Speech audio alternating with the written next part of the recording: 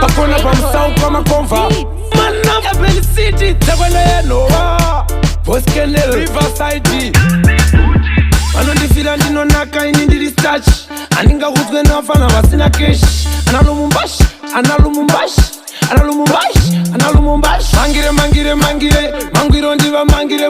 Mangire Mangwiro ndiva mangire Rotomo kumawere koromo Kunorira nengure Tipengo mandambure Focus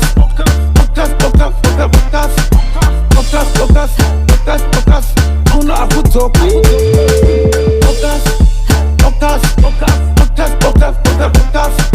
Focus Kuna akutoki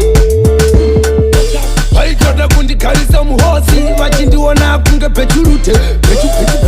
pechurute iwe ira ndivakumburidze hati dzavainadzo dzese dzindipfururidze asi ndiri kufara handisi engire chirega vafana vese ndivayambire Focus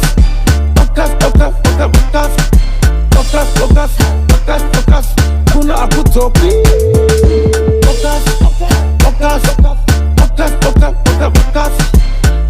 Focus kuna akutoki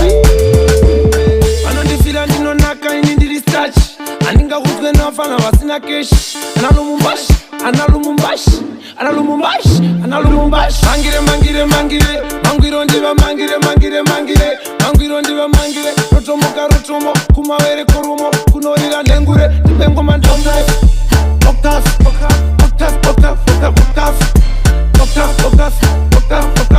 Kuna akutoki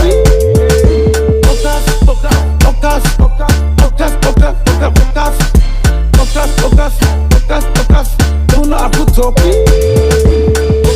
Vaitoda kundigarisa muhosi vachindiona kunge pechurute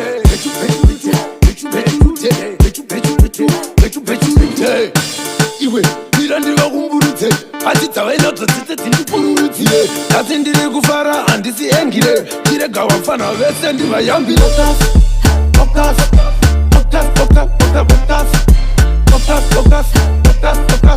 kuna akutoki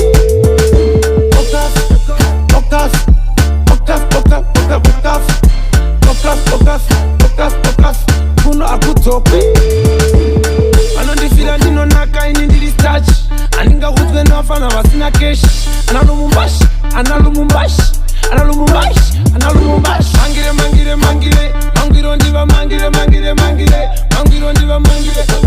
Rotomo kumawere koromo Kunorira nengure Tipengo mandambure Apple City Tsekwende mstriti Chimiti Tsekwende inosika chivaita pamuti Kunza kulenzela Samtowedzera Enzuwela Ewafukusela Radira